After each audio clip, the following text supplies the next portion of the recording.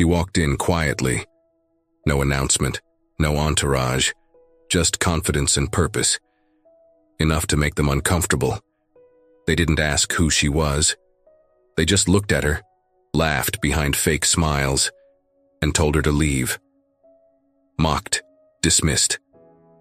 Pushed out like a problem, but she didn't raise her voice. She didn't fight back with anger. She stood her ground and watched as their certainty shattered. What happens when the person you humiliate turns out to own the building you're standing in? This isn't just a story about race or class. It's about what people reveal when they think no one is watching. Before we begin, subscribe to hear more true stories that challenge, shake, and inspire. And if you're watching this right, now drop a comment. Where are you tuning in from? Because by the end of this story, you'll understand why silence can be the loudest power of all. The rain had dried, but the street still held the memory of it. Wet asphalt gleamed under Charleston's dim evening lights like a stage after the curtain had dropped. Melissa Rowan stepped out of the black sedan, her sneakers making soft, deliberate contact with the pavement. Her charcoal hoodie was zipped up to her chest, hands tucked inside. The air smelled like damp concrete, jasmine, and something older, like the bones of the city were exhaling. The Fairline Hotel towered ahead of her, glass gleaming, polished stone glinting. She stood for a beat before the revolving door, her eyes scanning upward. The building was part of her legacy. 51%, enough to control, not enough to be seen. She entered. The lobby was exactly what she'd designed on paper. Marble, floors, brushed brass railings, velvet lounge chairs arranged with precise symmetry. A fireplace flickered in the back. Jazz hummed from hidden speakers. It was perfect, but perfect only mattered until people walked in. Melissa approached the front desk. Her footsteps echoed, clean, quiet, sure. Behind the counter stood a young man, early 20s, hair perfectly gelled, navy blazer too tight across his shoulders. Dylan, his name tag read. He looked up, blinked, then looked down again, tapping his keyboard with casual indifference. Melissa cleared her throat gently. "Hi, I have a reservation. Name's Rowan." Dylan didn't meet her eyes. First name? Melissa. A pause. Tap, tap. He frowned. Nothing under Melissa Rowan. That's strange. Try M. Rowan, or under corporate, Rowan Hospitality Group. It should be for a suite. His tone shifted, not polite, clinical. Do you have a confirmation number? No, but without a number I can't verify your booking, sorry. Melissa's jaw tightened, but she kept her voice even. It was booked internally. You should see a note attached. I believe it's Suite 1701. Dylan tapped again, sighing just slightly. There's a booking under Rowan Hospitality. But that's reserved for senior execs, corporate clients, not walk-ins. Melissa let the silence stretch. Then, that's me. He blinked, then smirked, a flicker she knew too well. You're with corporate? I'm the CEO. The smirk hardened into skepticism. He reached under the desk and tapped a small call button. Just a moment, he said, and disappeared into the back room. Melissa turned slightly. Two guests, white, well-dressed, clearly affluent, entered the lobby behind her. They walked straight to the other clerk, smiles, small talk, keys handed over in seconds. She waited. Her shoulders stiffened as Tom stepped into view. The security guard, mid-50s, pale, ex-military stance. His hand rested on his belt, not on his weapon, but close enough to speak volumes. His eyes scanned her outfit before they met her gaze. Ma'am, is there a problem here? Melissa faced him calmly. No, just trying to check in. Gotcha, just hanging around the desk then? I have a reservation, she said. I've already explained that. Tom's posture didn't change, but the air around him did, tighter, watchful. Behind him, the office door opened. Linda, the night manager, emerged. Mid-40s, carefully styled blonde hair, lipstick too red for the hour, clipboard in hand like it was a weapon. She approached coolly professional. Evening, I hear there's some confusion. Melissa answered calmly. No confusion, I'm checking in. The suite under Rowan Hospitality? That was arranged under my name, Melissa Rowan. Linda smiled, but it didn't reach her eyes. Oh, I see. Unfortunately, we can't assign that suite without prior corporate confirmation. It's protocol. I'm the CEO, Melissa said again. I'm the one who arranged it. Linda paused. Do you have ID? Melissa handed over her license and business card. Linda took them without warmth, glanced at them for all of 2 seconds, and handed them back. You look different from what I expected, she said. Melissa didn't blink. What did you expect? Linda's smile faltered. We've had impersonation issues before, you understand. No, I don't. The tension in the air coiled, tighter. Linda gestured toward the lounge area. Perhaps you could wait over there while we verify? Melissa didn't move. I'll stand here. Tom inched closer. Dylan reappeared, hanging back. The couple from earlier looked over from the bar, whispering. That was the moment they decided she didn't belong. Then came the interruption. A quiet shuffle behind the front desk. Loretta, housekeeping, late 50s, dark skin, hair tucked into a bun, uniform spotless. She stepped quietly to the side counter to retrieve supplies. Linda noticed. Loretta, you don't need to be here right now. Loretta glanced at Melissa, a quiet one. Then she turned, grabbed a bottle of sanitizer, and whispered as she passed, You just stand still, baby. Let them dig their hole. Melissa almost smiled. But then Dylan said, You sure this is your hotel? Melissa turned her head. I didn't say it was mine. I said I run it. Linda crossed her arms. It's just odd. The reservation came from corporate, but your name wasn't listed on the file. It wouldn't be. I booked it anonymously. Linda's voice sharpened. Why would a CEO book a suite without announcing themselves? Melissa stepped forward. To see how the staff treat strangers. Tom tensed. Dylan shifted. They blinked. You expect us to believe you're conducting some kind of secret audit? Dylan said, laughing under his breath. Melissa looked at him, looked through him. I don't expect you to believe anything. I expect you to treat people with respect, whether they own the building or not. No one spoke. Then the glass. Doors swung open.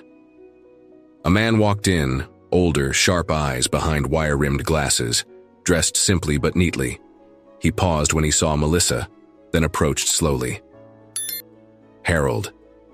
He nodded politely. Evening, ma'am. She gave a polite nod. I recognize that look, he said. Back in the day, this place made me feel the same way, like I'd wandered somewhere I wasn't invited. Melissa studied him. But you're here now.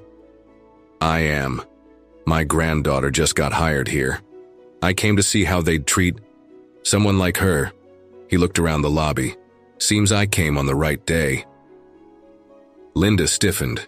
Dylan looked at the floor. Tom's jaw clenched. Melissa didn't respond. She didn't need to.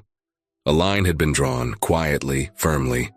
Loretta returned with a glass of water and set it beside Melissa without a word. The silence said everything. Melissa took the glass, not out of thirst, but principle. Then she reached into her pocket and dialed. The voice on the other end answered instantly. This is Rowan, she said, eyes locked on Linda. Activate the Charleston file, now. She ended the call. Then placed the phone gently on the counter. I suggest you check again. The cold pressed harder as Melissa stepped aside, phone still warm from the call. Her breath fogged against the glass, but her mind had slipped beneath the flickering lights of another hallway, another night. It was somewhere darker, earlier. A hallway, fluorescent lights flickering like warnings. Tile floors scrubbed so clean, they stung the eyes. She was 16, barely taller than the mop she pushed through the ER corridor. Her mother, hair pulled back tight, in pale scrubs 2 sizes too loose, leaned over a gurney. She didn't see Melissa at first. Just another Shifted another night, but then their eyes met, tired meeting tired. Strength recognizing strength. You didn't have to come, her mother had said softly, rinsing blood from her gloves. I wanted to, Melissa had replied, but she hadn't. Not really, she had to. Rent was late. Power had been cut off. For 2 days. The fridge smelled like sour milk and regret. They needed that overtime, both of them. Her mother never said so. But Melissa always knew. Her first paycheck from that job went straight into a jar on the fridge marked, "Own Something." She didn't remember who wrote it, only that it stared at her every morning like a dare. Now standing in the very lobby of the empire she built, that same fire burned behind her ribs.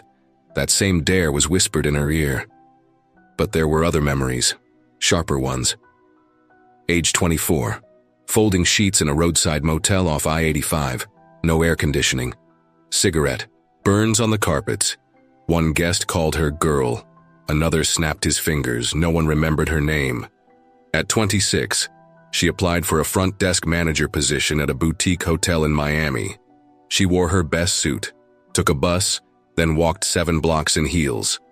The GM, a man with a golf tan and a polite sneer, told her, "You're very articulate, but we're looking for someone more aligned with the brand aesthetic." She remembered smiling, nodding, walking out slowly so he wouldn't see her shaking. He never asked what she built after that. By 30, she was managing 3 properties. By 35, she controlled more keys than the man who'd once said, she didn't look the part, but this lobby proved something. The jar on the fridge had filled, the suits were sharper, the title was real, and yet nothing had changed in their eyes. Not really. Dylan saw sneakers, not stature. Linda saw skin tone before credentials. Tom saw a security risk, not a CEO. Melissa's reflection in the glass tightened her jaw. The weight of history pressed in, but didn't crush. It sharpened. Behind her, the lobby flickered with artificial calm. Inside, they whispered. Outside, she remembered. She'd stood too long in places that tried to shrink her. Now they would stretch. She stepped forward, past her memory, into the now. And she stood taller. Melissa Rowan had been mistaken before. Mistaken for the assistant, for the intern, for the help. But never, never, for someone who didn't belong. She was born in Atlanta, in a neighborhood where streetlights didn't always work, but families did. Her mother was a nurse, tired feet, tired eyes, never a tired voice. She raised Melissa with one rule: if they don't open the door, build a better one. Melissa built Fairline, brick by brick, vision by vision. At 24, she was folding sheets in a motel on I-85. At 26, she was a front desk manager in Miami. By 30, she was overseeing 3 properties. And by 35, CEO of Rowan Hospitality Group, the majority shareholder of Fairline Charleston. The place she'd just been told wasn't hers. Melissa never wanted recognition. She wanted respect. Fairline was designed to offer it. But tonight, standing outside her lobby with security watching her every move, she realized her dream had a crack. And cracks, if ignored, become a collapse. So she stood still while they buried themselves in their assumptions. The silence after Melissa ended the call was thick. No one moved. No one breathed too loudly. She could feel it, an invisible clock ticking between her calm and their collapse. Dylan looked at Linda, waiting for instructions. Tom hadn't stepped back, but something in his stance had shifted, like even he was starting to wonder who he was circling. Melissa didn't flinch. Her phone remained on the counter like evidence. Still, no one touched it, no one dared. Linda folded her arms across her clipboard, voice clipped. "Who did you just call, exactly?" Melissa didn't answer, not immediately. Instead, she glanced toward the couple who'd been checked in moments earlier. They were sipping cocktails at the bar, trying not to look, but failing. She could feel their stares, like she was a performance they couldn't turn away from. Then she turned back to Linda, someone who knows how to recognize a mistake when they see one. Linda's nostrils flared, but before she could speak, The door opened again. The cold night air followed an older man inside. Clean beige coat, leather gloves in one hand, silver gray hair combed with precision. He paused when he saw Melissa. Their eyes met. There was a flicker, recognition, maybe even regret. Then he approached. He moved slowly, deliberately, as though he'd done this before, as though he knew the weight of walking towards someone who had every reason not to trust him. "Evening," he said gently, voice deep, a little hoarse with age. "You okay?" Melissa didn't answer right away. She studied his face, waiting to place it. She didn't need long. "Harold?" He nodded. "Yes, ma'am." "I thought you stopped." "Coming here." "I did." Her eyes narrowed slightly. "What brought you back?" He looked toward the hallway, past the front desk. "My granddaughter. She just started working here. I came to see how she was adjusting. Turns out, I came at the right..." Linda shifted uncomfortably. Harold turned toward her, expression unreadable. "I've been here before. Years back. They gave me the wrong room 3 times in one night, then said it was my fault. I never made a scene, just left. But I see now. Maybe I should have stayed." She inclined her head slightly, eyes unwavering. The air in the lobby had changed, again, but Linda didn't back down. "Sir, if you're not checking in..." "I'm not," Harold cut in, calm but firm. "I'm here to observe." Tom exhaled, barely. Dylan stepped back to his screen, pretending to scroll. Melissa didn't break eye contact with Linda. "You've made your judgment. Now I'm letting you watch it unravel." And with that, she turned away. She walked slowly, grounded, across the marble lobby. Each step echoed louder than necessary, a deliberate punctuation mark. She stepped outside into the night, into the cool breath of Charleston. The air bit at her cheeks and she didn't shield herself. Let the cold write its truth across her skin. Let it remind her that she was still here, still standing. She pulled out her phone again. This time she didn't hesitate. The call.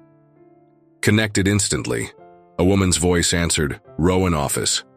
"Janet, it's me. Send William and Julian now. Tell them it's the Fair line. Internal check-in. Charleston protocol." "Yes, ma'am. You okay?" "I'm fine," she said. "They're not." She hung up. Inside, through the thick glass, she could see the staff clustered again. Dylan was speaking in hushed tones. Linda was pacing slightly. Tom is still watching the door. Then she noticed someone else. Near the far side of the lobby, by the hallway leading to the staff quarters, a young woman stood, half in shadow, half out. Slim frame, ash blonde hair in a tight ponytail, oversized blazer that didn't quite fit. Pamela, the intern, 22, maybe younger. She was holding her phone chest high, screen tilted forward. Recording. Melissa's eyes locked with hers, through the glass. Pamela froze. Then slowly she lowered the phone. Melissa re-entered the lobby, calm again. Loretta didn't return to the staff hallway. She lingered behind the velvet partition near the side of the lobby, eyes locked. On the desk where Melissa stood, calm as steel in a storm. Her fingers, red from bleach and age, gripped the mop handle like it was a weapon she'd never been allowed to raise. She had seen this before. It wasn't just tonight. It was the night 4 years ago, when a black couple from Charlotte came for their anniversary and were told the suite was unavailable, though she had just finished cleaning it. Fresh linens, chilled champagne waiting, view perfect. She'd whispered an apology to the wife in the hallway. The woman hadn't said anything, just held her husband's hand tighter and walked out with her head high. That night haunted Loretta, and now it was happening again. Only this time, the woman stayed. Loretta's knuckles tightened. She started to move toward Melissa but stopped when Linda turned sharply and hissed, "You don't need to be in the lobby right now. This is a corporate matter." Corporate.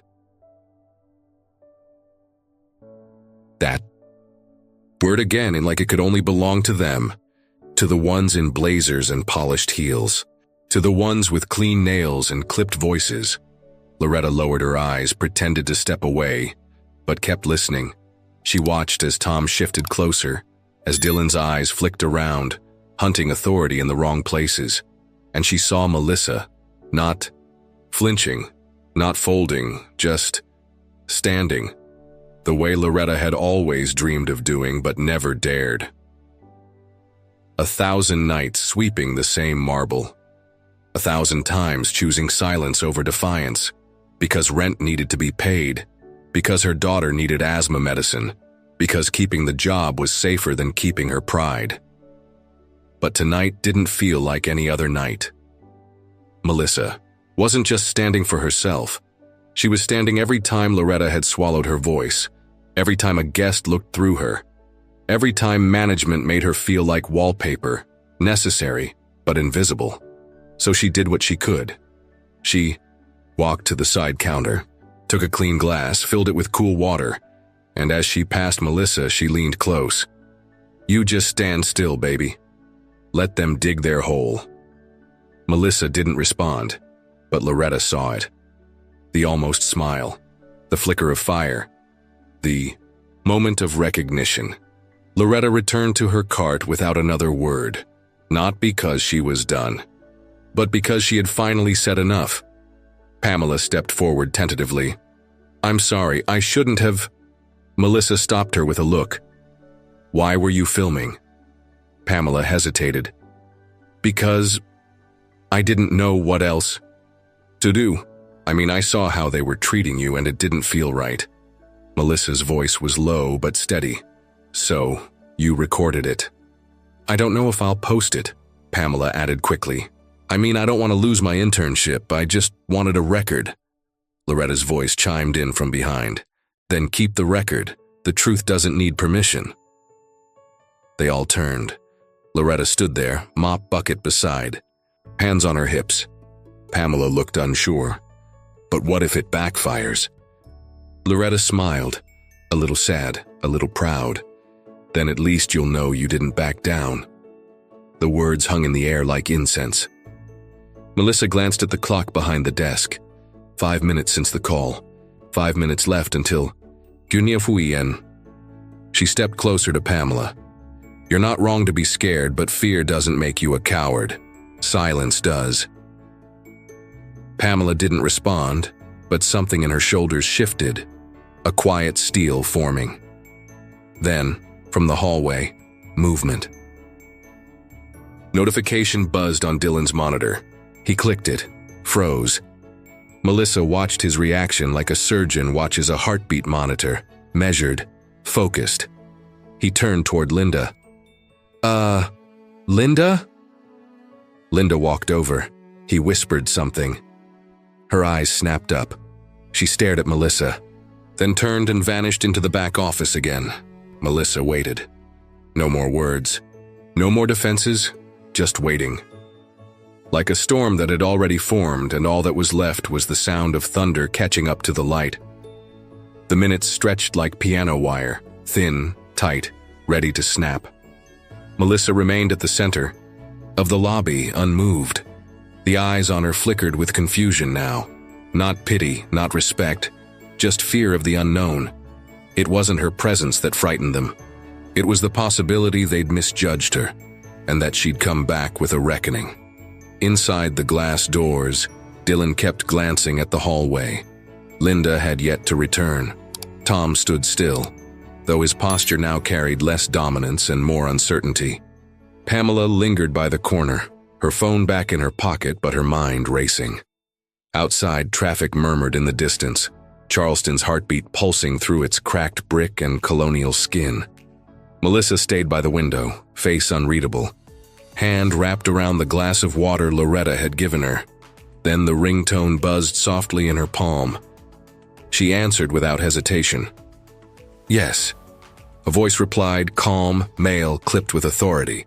"We're 4 minutes out. Julian's with me." Melissa's tone didn't change. "Front lobby. You'll know." She hung up. Inside, Dylan typed furiously now, checking names, cross-referencing files, as if scrambling could erase what had already been recorded in memory and digital logs. Tom adjusted his belt again, the gesture now more for comfort than dominance. He wasn't in control anymore, and he knew it. Loretta stepped out of the staff hallway, gloves still on, rag in hand. She glanced at Pamela, then a question, low, and pointed. "You still got that clip saved?" Pamela nodded. "Good," Loretta said. "Don't delete truth just because it makes people squirm." Pamela's voice was a whisper. "What if they fire me?" Loretta's smile was tired but firm. "Then they never deserved you." The air inside the lobby had grown thicker, like something had shifted, but hadn't yet settled. Pamela looked back toward the hallway, hesitating. Her hand hovered. Near her phone again, but this time not to record, to delete. She didn't. Dylan leaned against the counter, jaw tight, eyes flicking between the glass door and the back office. His fingers tapped the wood rhythmically, not out of boredom, but nerves. He hadn't spoken since the last exchange. Now, he seemed trapped in his silence. Then he moved. He pushed off the desk and walked almost reluctantly toward Loretta, who had just returned from the hallway with her gloves off, mop still in one hand. She looked up when she heard his steps, gaze sharp but unreadable. "Loretta," he said quietly, almost under his breath. "Can I talk to you?" She didn't answer. She just waited. Dylan lowered his voice. "Did you think I meant to be that way? To her?" Loretta stared at him for a long second. The silence stretched like a thread between them. Then she answered, "I think you didn't bother to ask yourself who she could be." Dylan's shoulders sagged. "I didn't know." "That's the problem," she snapped. "You didn't know and you acted like you did. You looked at her and you decided in seconds. No name, no ID, just sneakers and skin."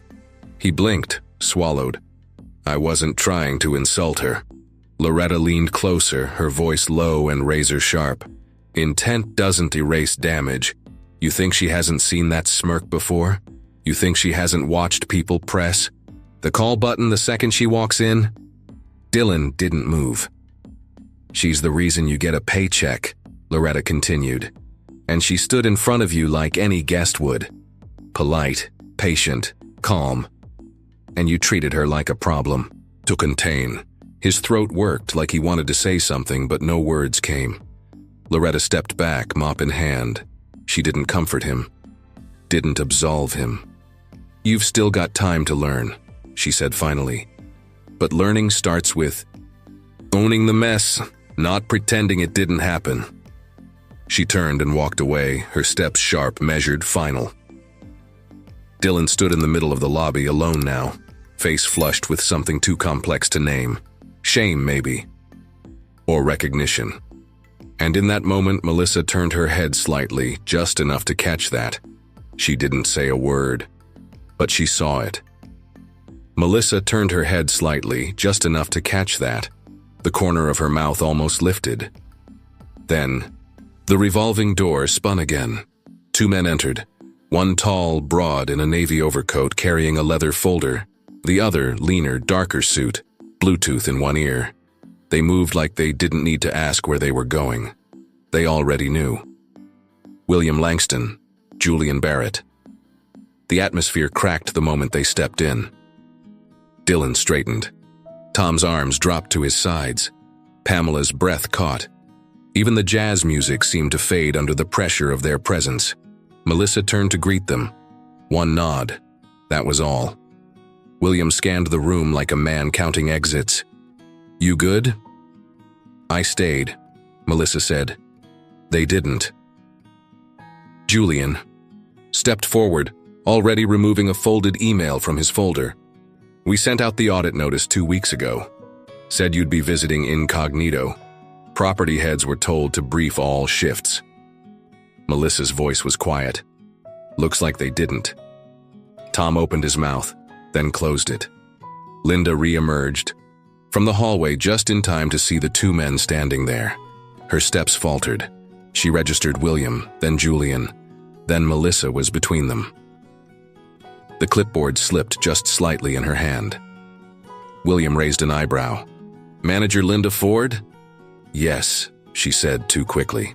He didn't ask for confirmation. Why's our CEO standing outside her lobby being questioned by security and denied access to her suite? Linda started. It wasn't confirmed. She gave you her name, Julian cut in. She showed ID. She booked it under corporate, same as all our executives. We've had impersonators before. You didn't ask for confirmation. You asked her to step aside, Melissa said coldly. You summoned security. You made her feel like a trespasser. William stepped forward. We're not here to argue. We're here to document failure. Yours. Dylan's hands were shaking. Pamela stood silent, eyes wide. Julian placed the printed memo on the counter. You all had one job. Treat everyone like they matter, especially when you think they don't. Melissa turned to Linda. Her voice didn't rise. It didn't need to. You thought I didn't belong. You looked at me and saw a mistake. Linda's face drained of color. And now? Melissa asked. No answer. She didn't expect one. The lobby, once curated to feel like quiet elegance, now pulsed with silent dread. Every velvet cushion, every gold-trimmed light fixture suddenly seemed misplaced, like a stage set for a scene no one rehearsed. And Melissa stood in the middle of it, unmoving, the center of gravity that pulled the truth into focus. Julian stepped to the front desk, sliding the memo across the polished surface like a court summons. Linda stared at it but didn't reach. Out. Her hand hovered above the page, then retreated slightly, fingers curling inward. She didn't need to read it. She knew what it said. Pamela's breath caught from the corner, but she didn't speak. Dylan stood frozen, his screen glowing beside him like a spotlight exposing what he wished could stay hidden. William kept his arms folded, eyes steady, on the team like a drill sergeant inspecting cracks in formation. Melissa's voice came, low and even. This suite wasn't just for me, it was for observation.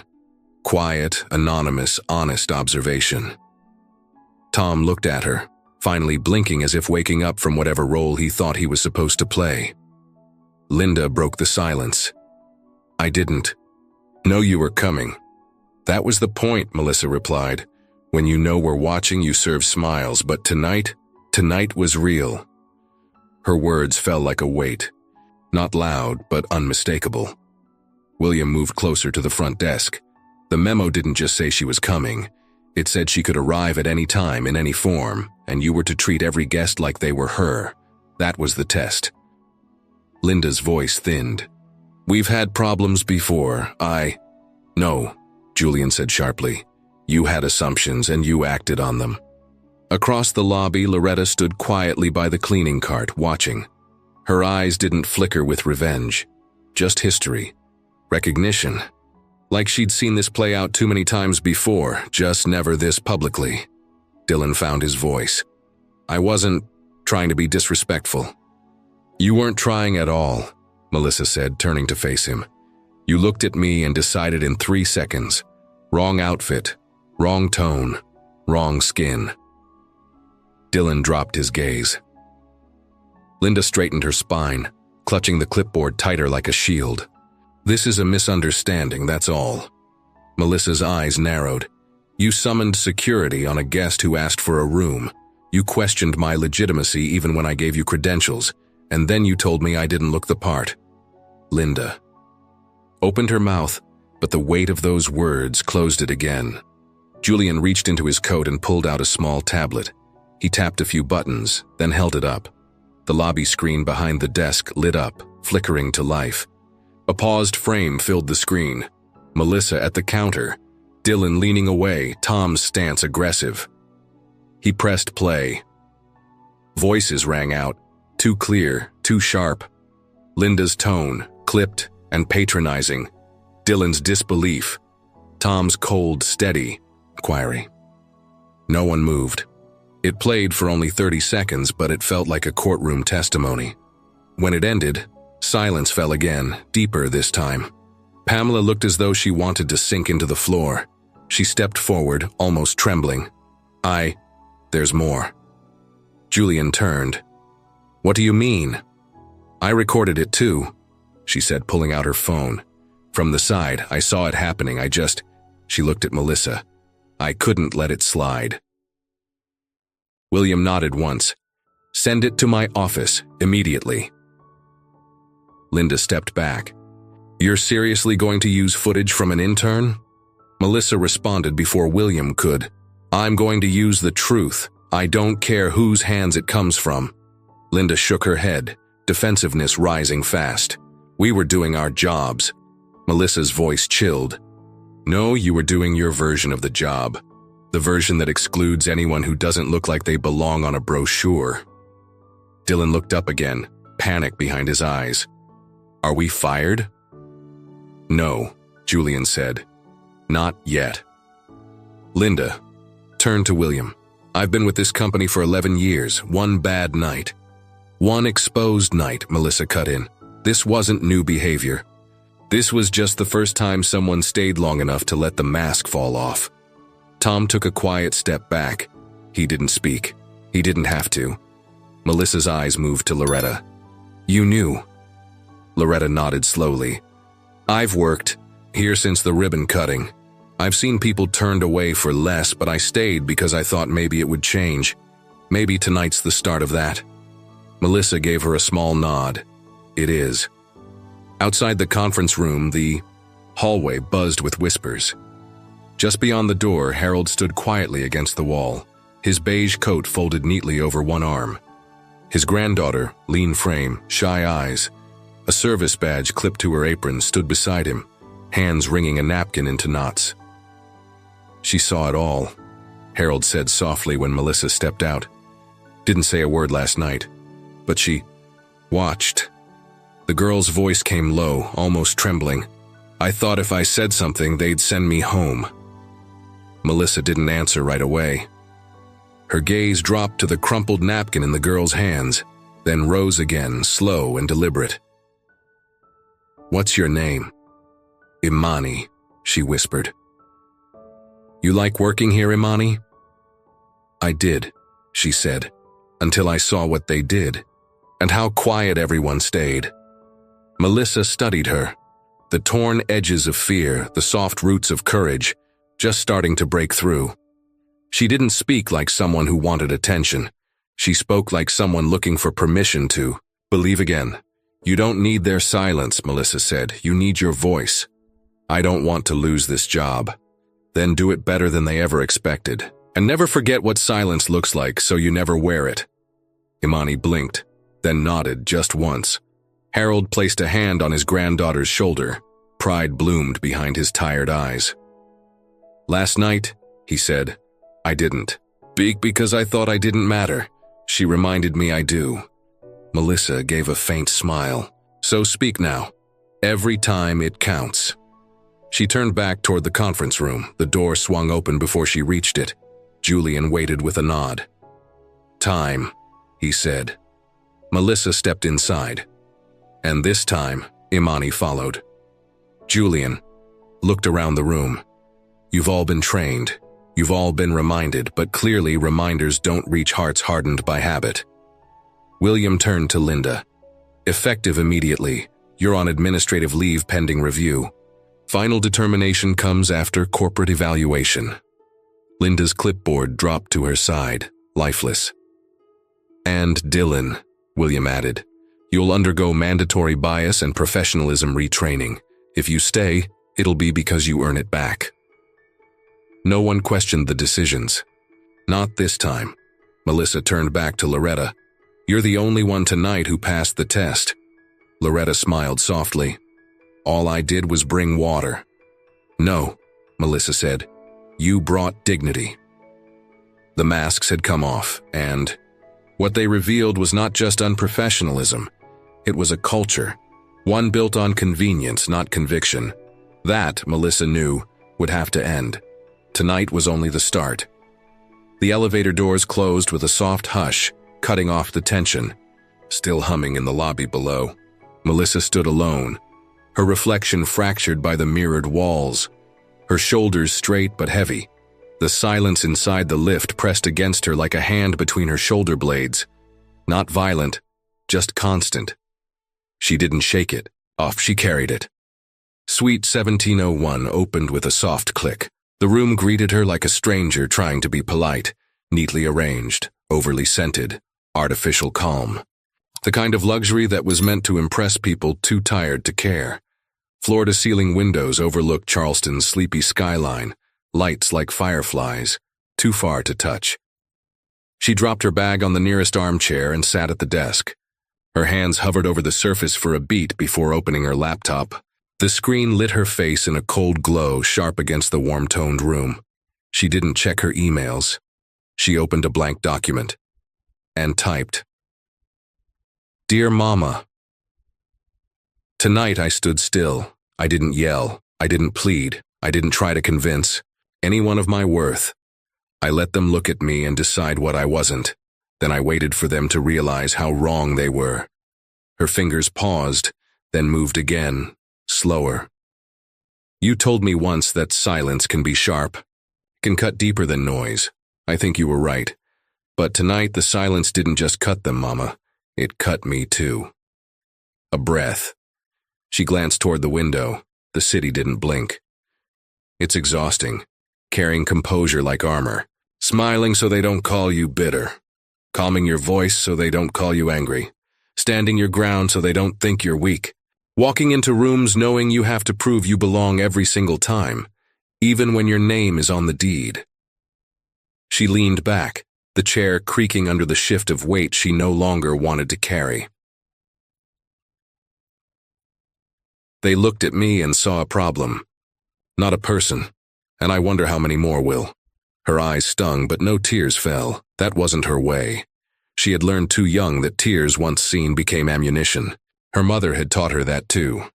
She glanced at the door, locked, then turned back to the screen. But I stayed, and that means something.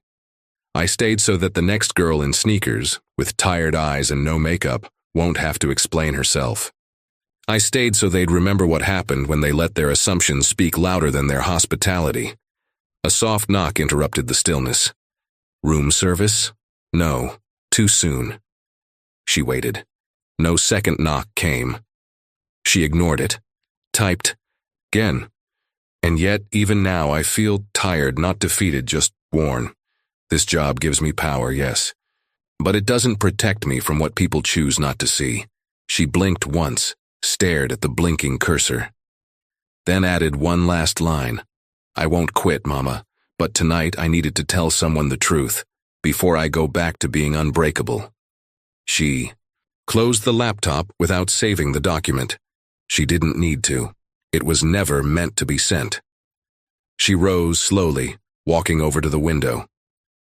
The city looked softer now, less like something to conquer, more like something to outlast. Her reflection hovered in the glass, still standing, still here. The knock had been a false alarm, but the pressure, that was real. And so was her promise. The morning light filtered through the floor-to-ceiling windows, pale and precise. Charleston's skyline blinked awake beneath it, the city pretending nothing had happened while the air still pulsed with the memory of the night before. Melissa stood in silence, dressed in black slacks and a white blouse, her curls pulled back into a low twist, composed, not concealed. The suite felt colder than it had last night, not in temperature, but in spirit. She had slept little, if at all, replaying conversations in her head, each one sharpening the next. She didn't need caffeine. She needed clarity. At exactly 8:00 a.m., her phone vibrated. Julian. "We're ready. They're gathering in the staff conference room." Williams. "Already here. HR just arrived." "On my way," she said, voice steady. Downstairs, the mood was different. The lobby was quieter, flatter. Guests passed through with distracted glances, sensing something had shifted but unsure what. Behind the check-in desk, Dylan looked paler than usual. He avoided eye contact. With everyone. Linda was nowhere to be seen. Loretta rolled her cart methodically across the tile, not hurrying, not hiding. She nodded once when she saw Melissa, a silent salute. The staff conference room was tucked behind the main office wing. Normally, used for onboarding and vendor calls, not what was about to unfold. Melissa stepped in. William stood near the front, arms crossed, face unreadable. Julian adjusted the projector, setting up a flat, no-nonsense presentation. Pamela sat alone in the back corner, hands in her lap, a phone face down beside her. The rest of the staff filed in slowly, uniforms crisp, faces drawn. Some looked curious, others wary. A few are ashamed. Melissa didn't sit. She stood before them like the quiet center of a storm. "You all know who I am now," she began. "But last night most of you didn't, and the way I was treated proved that it didn't matter." Dylan shifted in his seat. A few eyes flicked toward him, then away. "I came here without announcement for a reason. This wasn't about catching anyone off guard. It was about seeing the truth. The version of this hotel you show when no one with a clipboard is watching." Julian clicked the remote. The projector flickered to life. Still images from the security footage appeared. Melissa is at the desk. Dylan looked away. Tom is moving. Linda crossed her arms. The moments were clear. Even without sound, they told the full story. Melissa continued. "This wasn't a one-time mistake. It was muscle memory. An instinct rooted in assumptions, and if it happened to me, it could happen to any guest who didn't look like the brochure." She let that sink in. "We talk a lot about standards, hospitality, professionalism, but none of that matters if it falls apart the moment a guest doesn't fit your profile." William stepped in. "As of this morning, Linda Ford has been placed on indefinite suspension pending investigation. Security personnel are being rotated out for retraining. Dylan will enter a 30-day probation period. All staff will undergo bias, diversity, and sensitivity training immediately." Gasps, murmurs. Melissa raised her hand. "No one is being punished for asking questions. You're being held accountable for how you ask them, and why." She turned to Pamela. "Last night you recorded what happened. Not for attention, for truth. That's integrity. Pamela has been offered a position to continue her training with us beyond this internship. If she accepts, she'll work directly with my office on guest experience auditing." Pamela looked stunned, then nodded slowly. Loretta cleared her throat gently. "Ma'am, if I may." Melissa nodded. "I've worked here since the doors opened. I've seen staff come and go, seen good people get tired, and tired people get careless. But last night I saw something else. I saw you stand your ground without raising your voice, and for the first time in a long time, I felt proud to wear this uniform." The room was silent, but it wasn't empty. Julian added, "This isn't just a reset, it's a reckoning. From this point on, every employee across the Rowan Group will be reminded, your bias is your liability." Melissa looked around the room. Some heads were bowed, some lifted, some looked away, but all of them were listening. "I didn't come here to fire people," she said. "I came here to find out if the culture we built had roots. Turns out some of it still needs watering." She stepped back. William stepped forward. "Mandatory debriefings start at noon. Training sessions begin at 2. This hotel will operate, but it will not operate unchanged." Melissa left the room without fanfare. No applause, no final speech. She didn't need it. As she passed the front desk again, Dylan stood, eyes down, but straighter than before. Pamela followed behind her a few steps later, shoulders set, grip firm on her phone. Loretta continued cleaning, but she smiled, and for the first time that day, Melissa did too. The conference room was empty now. Chairs pushed back, the projector cooling, the echo of hard truth still hanging in the air. Melissa stood alone at the head of the long table. Her fingertips brushed across the polished surface. Clean, clinical, cold. She stared at the imprint her palm left in the condensation ring from her untouched glass of water. It vanished slowly, like resistance fading. She didn't need more meetings. She needed clarity. She stepped out into the hall, her heels striking the floor with even cadence. Julian met her at the elevator bank, his tablet tucked beneath his arm, posture straight but eyes studying her. You sure you want to do this part personally? Yes. He didn't question further. He just nodded. Downstairs, the lobby had changed again. The air felt stripped, like static after lightning. The guests moved quietly. The staff watched the floor more closely. Linda sat on a side bench, back straight, hands clasped tight in her lap. No clipboard now, no script, just consequences, waiting to be spoken. Dylan stood behind the desk, stiff in posture, eyes flickering to Melissa as she entered. He didn't look away. He just stood. Tom, the security guard, was leaning against the back wall, shoulders slouched. Radio silent. Melissa stepped fully into the space. She didn't raise her voice. She didn't need to. She stopped in the center of the lobby. Everyone. Heads turned. Posture shifted. A breathless stillness swept across the room. What happened last night wasn't new, she said. It wasn't rare. It wasn't unexpected. That's what makes it so dangerous. Her words hit like truth wrapped in steel. She turned slightly, meeting Dylan's gaze. You didn't see me. You saw a problem. Then to Tom. You didn't assess a situation. You sized up a stranger. Finally, she looked at Linda. And you didn't enforce policy. You enforced bias. She let it land. Let them sit in it. Didn't come here to embarrass you. I didn't come to punish. I came because this company was built on something I refused to compromise. She paused, then stepped closer to the front desk. Respect. Pamela appeared quietly from the hallway, tablet clutched tight. Loretta joined her, hands still damp from cleaning, eyes sharper than ever. I didn't need you to know who I was, Melissa continued. I needed you to treat me the way you would anyone else. The fact that it didn't happen means we failed at the most basic level, not as employees, as people. William entered the lobby silently, standing by the far. While he didn't speak, he didn't need to. His presence was punctuation. Julian stood by the entrance, calm, watching, ready. Melissa took one final breath. If you need a name tag or a suit or a title to offer someone dignity, you're in the wrong line of work. The room remained still. I want every staff member across every Rowan property to hear this. Your bias is your liability. Your assumptions are your risk. And if you misjudge the wrong guest, you're not just failing them. You're failing this brand. Linda's jaw clenched. Her voice broke through, small but steady.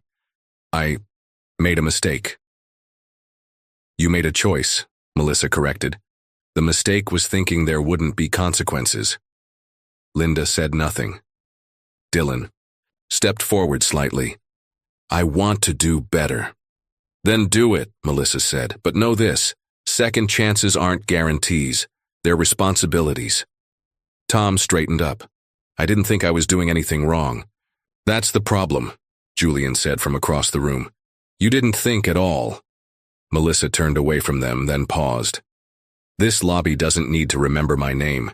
It needs to remember this moment. Because how you treat someone, when you think no one is watching, that's who you are. She walked past the front desk. Pamela stepped aside. Loretta gave a small, firm nod. Melissa didn't smile.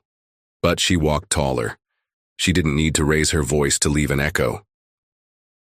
The hotel lobby returned to motion, but not to normal.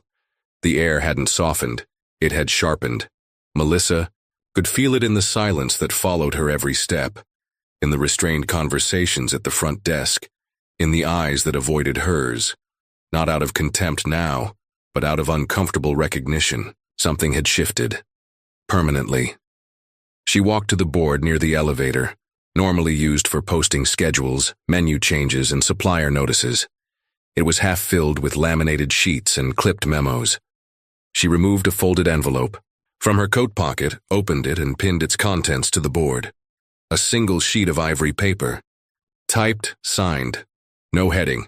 No corporate letterhead. Just 12 words, centered and clean. Don't just train them to serve. Teach them to see people.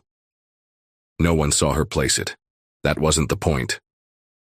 She stepped back and stared at it for a breath longer than she needed, then turned and walked toward the cafe. The morning crowd had begun to filter in. Business travelers on laptops, couples whispering over pastries, and staff preparing trays in the back. She passed them without disruption, without hurry. She wasn't checking anything now, she was absorbing.